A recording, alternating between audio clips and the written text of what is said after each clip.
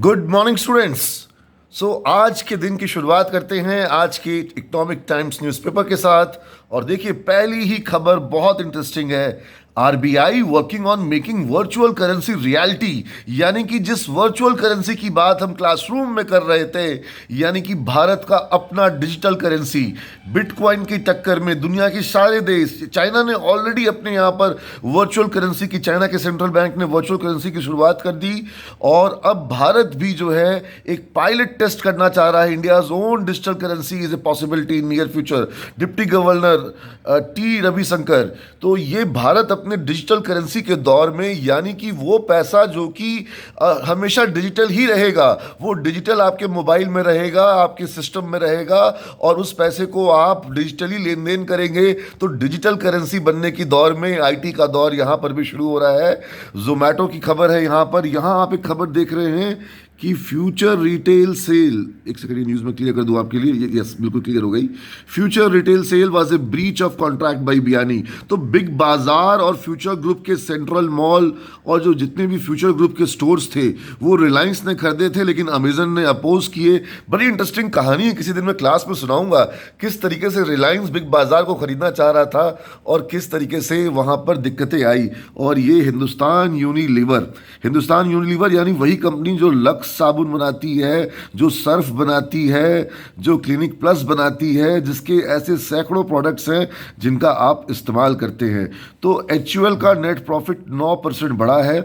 9% बहुत ज़्यादा नहीं हुआ, लेकिन क्या है, एचयूएल जैसी कंपनी जो है वो बहुत स्टेबल है, यानी कि इनके बिजनेसेस जो हैं वो लगातार धीरे धीरे बढ़ते रहते हैं। जैसे जैसे देश की आबादी बढ़ रही है वैसे वैसे इनका बिजनेस बढ़ रहा है। आप समझ रहे हो ना, आबादी बढ़ेगी, कंजम्पशन बढ़ेगा, तो हिंदुस्तान यूनिलीवर के साबुन, सर्फ, इनके शैम्पू, इनके सारे जो और प्रोडक्ट्स हैं वो आप ज़्यादा इस्तेमाल करोगे। बहुत सारे प्रोडक्ट्स एचयूएल के होते हैं। अब हम दूसरे पेज पे आते हैं और यहाँ देखते हैं यहाँ क्या खबर आ रही है। यहाँ कुछ पॉलिटिकल न्यूज़ ज़्यादा है, इसलिए यहाँ हम समय कम देंगे, लेकिन ये एक इंटरेस्टिंग न्यूज़ है। एमनेस्टी ने जो एक पेगासस सॉफ्टवेयर को लेकर के खबर, यूएस में एक फाइंडिंग निकाली जिसमें आरोप ये लगा कि भारत के कई सारे पत्रकारों का, कुछ सरकार के मंत्रियों का, सुप्रीम कोर्ट के जजेस का और कई महत्वपूर्ण व्यक्तियों के फ़ोन कॉल को सरकार रिकॉर्ड कर रही थी, उनके फ़ोन को रिकॉर्ड कर रही थी, उनके फ़ोन में स्पाई कैम। अब स्पाईवेयर, ये स्पाईवेयर साइबर सिक्योरिटी के स्टूडेंट्स के लिए बड़ा इंटरेस्टिंग होगा स्टडी करना। ऐसा एप्लीकेशन जो जब मन चाहे आपके फ़ोन के स्पीकर को ऑन कर दे, ऐसा एप्लीकेशन जो जब मन चाहे आपके फ़ोन के कैमरा को ऑन कर दे। अब अगर किसी महिला पत्रकार, अगर किसी महिला के फ़ोन में ऐसा स्पाईवेयर डाल दिया जाए और उसके निजी क्षणों का, उसकी निजी बातचीत का, उसके निजी लाइफ में कैमरा और ऑडियो ऑन कर दिया जाए, तो यह तो निजता का उल्लंघन होगा। और मुझे लगता है कि इस तरह के स्पाईवेयर्स से बचना और साइबर सिक्योरिटी में इनके लिए स्टूडेंट्स को काम करना होगा। और इस तरह के स्पाईवेयर बन गए हैं जो आपकी जानकारी के बिना आपके कैमरा को ऑन कर देते हैं, आपको पता भी नहीं चलता है। आप सोचिए ना, आप हेलो गूगल बोलते हैं और वो गूगल असिस्टेंट ऑन हो जाता है। वो क्यों ऑन हो जाता है? क्योंकि गूगल असिस्टेंट हर समय आपको सुन रहा है, वो हर समय आपको सुन रहा है। आप अपने घर में बात करो कि मुझे घूमने जाना है, मुझे घूमने शिमला जाने का मन है, और अचानक से आपको गूगल पर शिमला के होटलों के ऐड आने शुरू हो जाएंगे। आप बोलो कि मुझे नया जूता खरीदना है नाइकी का, मुझे कैमरा खरीदना है, मुझे मोबाइल फ़ोन नया खरीदना है। आप फ़ोन पे मत बोलो, किसी दोस्त को बोलो, लेकिन आपका फ़ोन सुन रहा है, और वो सुन करके उसके बाद फिर वो आपको कैमरा का ऐड दिखाना शुरू कर देगा।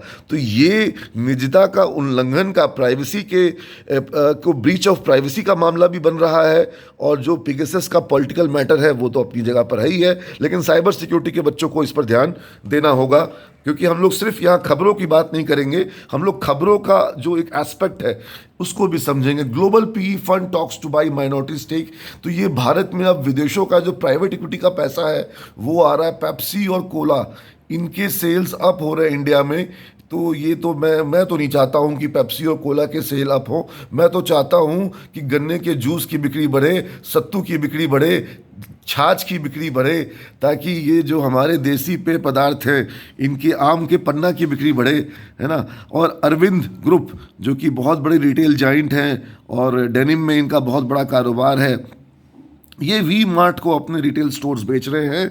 लॉकडाउन में बजाज ऑटो कि बिक्री घट गई लेकिन एक्सपोर्ट्स बढ़ गए, तो बिक्री इंडिया में घटी लेकिन एक्सपोर्ट्स बढ़ गए, तो उनका काम हो गया। अब ये देखिए ये खबर वही, Biyani breach contract with Amazon, moved as if arbitration order is a nullity. यानी कि जो बियानी, किशोर बियानी जो फ्यूचर ग्रुप के ओनर हैं, वो अपना पूरा का पूरा फ्यूचर ग्रुप रिलायंस समूह को, मुकेश अंबानी को बेच चुके थे। लेकिन जेफ बेजोस नहीं चाहते हैं कि मुकेश अंबानी रिटेल में इतनी बड़ी ताकत बने, और आज भारत के रिटेल मार्केट में अमेजन सबसे बड़ा प्लेयर है, और जो ऑफलाइन रिटेल है वहाँ बिग बाज़ार सबसे बड़ा प्लेयर है। तो ये टसल चल रही है, इस पर किसी दिन तुम्हारी क्लास में मैं आकर के डिस्कशन कराऊंगा। क्रोमा सेल्स राइज 5% और लॉसेस नैरो। ये क्रोमा जो है ये टाटा का है, इन्फिनिटी जो देख रहे हैं टाटा क्रोमा स्टोर्स है। टाटा के कई सारे ब्रांड्स हैं, आप तनिष्क को देखते हो वो टाटा के टाइटन के हैं, टाइटन को देखते हो आप ट्रेंट को देखते हो, आप वेस्ट साइड को देखते हो, आप ज़ारा को देखते हो, ये सब टाटा के ब्रांड हैं। टाटा जो है वो स्ट्रांगली रिटेल ग्रुप में आ गया है, और आज जो सिमेज में बिग बास्केट का इंटरव्यू हो रहा है, उस बिग बास्केट को 1mg के 1mg ऐप जो कि ऑनलाइन मेडिकल वो सब टाटा ने खरीद लिए हैं, क्योंकि टाटा भी चाहता है रिटेल में बड़ा हिस्सा रखना। और मुकेश अंबानी का जियो मार्ट है, मुकेश अंबानी का एजियो ऐप है, और मुकेश अंबानी के रिलायंस रिटेल के स्टोर, रिलायंस ज्वेलरी के स्टोर, रिलायंस शूज़ के स्टोर, ये सब तो आप देख ही रहे हैं। और आदित्य बिरला फैशन का, उनका भी अपने लुइस फिलिप, एलन सोली, कई सारे ब्रांड्स हैं, और उसके अलावा उनके पैंटलून्स के स्टोर्स जो हैं वो आदित्य बिरला के हैं। तो ये सारी बड़ी बड़ी कंपनियां, और आरपीजी गोइंका ग्रुप का स्पेंसर स्टोर है। तो रिटेल सेक्टर में बड़ी कंपनियां लगी हुई हैं। और उसके अलावा आप यहाँ पर खबर देख रहे हैं, साइबर सिक्योरिटी के लिए की बातें हो रही है। साइबर सिक्योरिटी के सेक्टर में बहुत कैरियर है। Companies tighten cyber security steps to ward off snooping. Snooping क्या होता है, और ये देखिए यहाँ पर companies rope in experts to create special firewall for data protection protocol. ये फायरवॉल आप लोग मुरली सर से जरूर पढ़िएगा। मुरली सर अगर मेरे इस वीडियो को आप देखेंगे, बच्चों को साइबर सिक्योरिटी में फायरवॉल के कॉन्सेप्ट को पढ़ाइए, इसकी बहुत डिमांड आ रही है। स्नूपिंग हो रही है, स्नूपिंग को रोकने के लिए कंपनियां साइबर सिक्योरिटी को टाइटन कर रही है, ठीक है। और अल्ट्राटेक का प्रॉफिट जो है वो 114% बढ़ गया। Net jumps, Q1 net jumps 114%। अब ये 114% क्यों बढ़ा?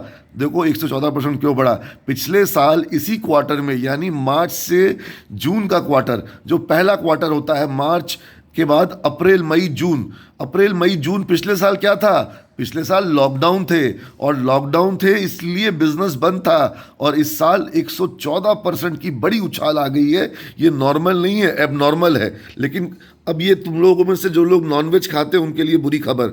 Chicken prices soar as high input cost.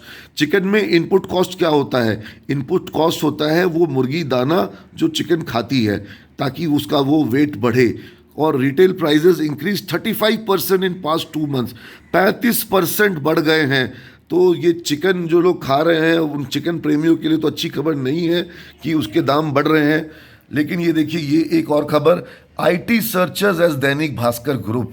Dainik Bhaskar group ने बड़ी ज़ोर शोर से बताया था कि सरकारी आंकड़ों में कोरोना के जो मौतों का आंकड़ा दिखाया जा रहा था वो कम है, और असलियत में जो कोरोना में जो मृत्यु हुई है वो अधिक है। और उसने उत्तर प्रदेश और बिहार के गंगा के किनारे किस तरीके से लाशों को, किस तरीके से गंगा में लाशें बह रही थी, किस तरह से किनारे पर लाशों को रामनामी कपड़े को ढक करके वहाँ पर दफना दिया गया था, इस खबर को दैनिक भास्कर ने बहुत प्रमुखता से दिखाया था। और इनकम टैक्स की रेड आ गई। खैर ये थोड़ी पॉलिटिकल विषय है, लेकिन ये ऐसा नहीं होना चाहिए। प्रेस की फ्रीडम होनी चाहिए। चौथा खंबा है प्रेस, हमारे जो हमारे प्रजातंत्र का चौथा स्तंभ है। तो इसलिए प्रेस की स्वतंत्रता को इनकम टैक्स के माध्यम से, ईडी के माध्यम से, पहले भी एनडीटीवी के ऊपर में इनकम टैक्स के छापे हुए थे, और कल किसी भारत समाचार समूह जो कि उत्तर प्रदेश का चैनल है, उसके यहाँ भी इनकम टैक्स के छापे हुए हैं। लेकिन प्रधानमंत्री की मैं तारीफ करूंगा, पीएलआई योजना के लिए। पीएलआई का फुल फॉर्म है प्रोडक्शन लिंक इंसेंटिव स्कीम। ये सरकार ने बहुत अच्छा काम किया है भारत में में मैन्युफैक्चरिंग सेक्टर में। अब ये स्पेशलिटी स्टील जो होता है, पता है भारत दुनिया से सबसे बड़ा एक्सपोर्टर बन जाता है आयरन ओर का। आयरन ओर मतलब लौह अयस्क, यानी कि वो जो माइनिंग करके लौह अयस्क निकलता है, आयरन ओर निकलता है, वो भारत से इंपोर्ट करता है चाइना। इंडिया अपना लौह अयस्क चाइना को भेजता है और चाइना उससे बनाता है स्टील, और फिर उस स्टील से बनाता है वो अलग अलग इक्विपमेंट, और उन इक्विपमेंट्स को, उन मोबाइल पार्ट्स को चाइना जिस हमसे तो वो खरीदा लौह अयस्क, और हमको भेजा उसने मशीनरी, हमको भेजा इलेक्ट्रॉनिक गुड्स, हमको भेजा उसने ऑटोमोबाइल पार्ट्स। तो वो हज़ारों रुपए किलो की कीमत का सामान उसने भेजा और हमसे कुछ रुपए कीमत का लौह अयस्क ले लिया। तो हमको क्या करना चाहिए? हमको अपना आयरन ओर खुद इस्तेमाल करना चाहिए और खुद लोहा बनाना चाहिए और खुद लोहे से पार्ट्स बनाने चाहिए, चाहे वो तरह तरह के पार्ट्स हो, चाहे वो ऑटोमोबाइल के पार्ट्स हो, चाहे वो मोबाइल के पार्ट्स हो, चाहे वो मशीनरी के पार्ट्स हो। क्योंकि जैसे जैसे आप लौह अयस्क को लोहे के पार्ट्स में कन्वर्ट करोगे, उसकी कीमत बढ़ती जाएगी, है ना। आप एक कॉन्सेप्ट को समझ रहे हो जिसको कहते हैं वैल्यू एडिशन। लौह अयस्क की कीमत सबसे कम है, आयरन ओर की कीमत सबसे कम है। आयरन ओर से जब स्पॉन्ज आयरन बना तो कीमत बढ़ गई, स्पॉन्ज आयरन से जब इंगट बना तो कीमत और बढ़ गई, इंगट से जब सरिया बना तो कीमत और बढ़ गई। और अगर सरिया बनाने के बजाय कोई स्पेशलिटी पार्ट्स बन गया, घड़ी के अंदर का पार्ट्स बन गया, कोई आपने ऑटोमोबाइल का पार्ट्स बनाया, आपने किसी तरह का कोई आपने मशीनरी का पार्ट्स बनाया उसी लोहे से, तो वो कीमत उस लोहे की ओर बढ़ गई। तो क्या करना चाहिए? लौह अयस्क भेजना चाहिए कि लोहे के पार्ट्स बना के भेजना चाहिए। जर्मनी आयरन ओर नहीं भेजता है, जर्मनी वोक्सवैगन की कार भेजता है, जर्मनी ऑडी कार बेचता है, BMW कार बेचता है, जर्मनी मर्सिडीज बेंज की कार बेचता है, वो अपना लोहा नहीं बेचता है। हम अपना लोहा भेज देते हैं और आयरन ओर भेज देते हैं। हमको तो अपना आयरन ओर पूरा अपने यहाँ यूज़ करना चाहिए, ठीक है। तो देखिए अल्ट्राटेक के बारे में, सीमेंट सेक्टर में, ये 3 दिन से देख रहा हूँ ना, रियल्टी सेक्टर, मैंने आपको कहा कि रियल्टी सेक्टर में तेज़ी आ रही है। और जब रियल्टी यानी अधिक मकान बनेंगे, अधिक सरकारी कार्यालय बनेंगे, अधिक कमर्शियल बिल्डिंग बनेगी, तो सीमेंट के दाम बढ़ेंगे, स्टील के दाम बढ़ेंगे, अधिक रोड प्रोजेक्ट बनेंगे तो सीमेंट के दाम बढ़ेंगे। लेकिन कोई दिक्कत नहीं है, दाम बढ़ेंगे लेकिन ग्रोथ आएगी, और वो ग्रोथ से सबको फ़ायदा होगा, इंडस्ट्री को फ़ायदा होगा, जॉब मार्केट में डिमांड बढ़ेगी।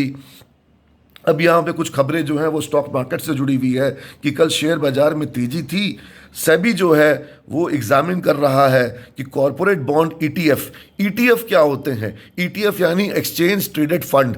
तो एक्सचेंज ट्रेडेड फंड्स में आप एनएससी का, निफ्टी का ईटीएफ ले सकते हो, आप गोल्ड बॉन्ड का ईटीएफ ले सकते हो, और कॉरपोरेट बॉन्ड का भी ईटीएफ आ सकेगा।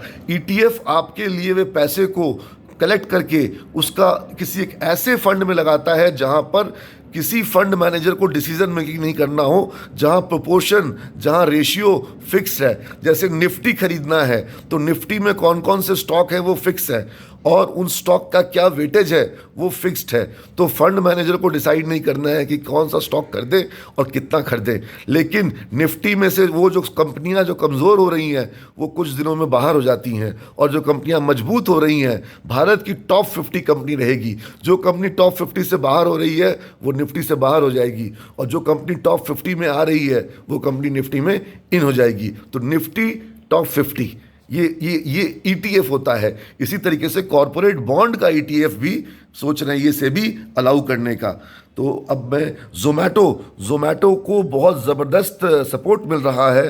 जोमैटो का इश्यू ओवर सब्सक्राइब हुआ, और अब ये खबर आ रही है कि ऐसी संभावना है कि लिस्टिंग में 30% से ज़्यादा गेन होगा। जब उसके शेयर बाज़ार में लिस्ट होंगे तो 30% ऊपर लिस्ट हो सकते हैं, लेकिन हो सकता है उसके बाद वो नीचे भी चले जाएं, क्योंकि स्टॉक मार्केट में कुछ भी श्योर और कुछ भी सर्टेन नहीं होता है।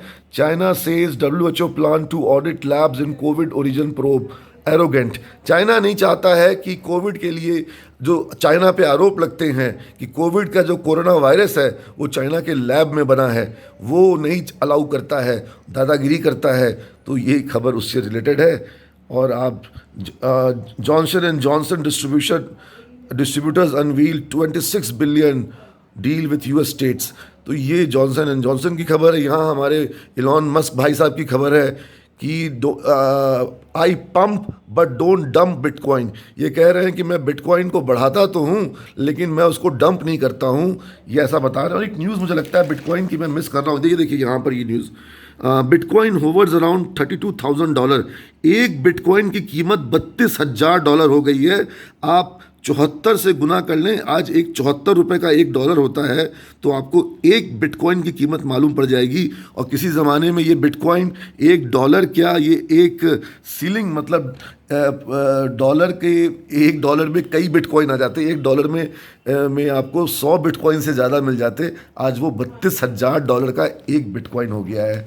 तो ये तो क्रिप्टो करेंसी की तेज़ी है।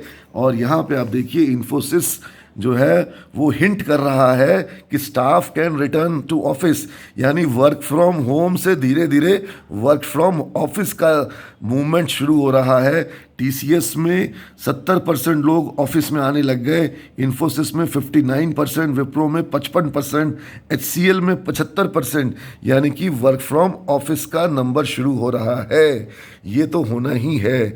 BlackBuck drives unicorn club. ये ब्लैक बक आपने सुना भी नहीं होगा, लेकिन ये अब भारत का एक ऐसा स्टार्टअप है जो लॉजिस्टिक सेक्टर में है। और यूनिकॉर्न उनको कहते हैं जो $1 बिलियन यानी कि लगभग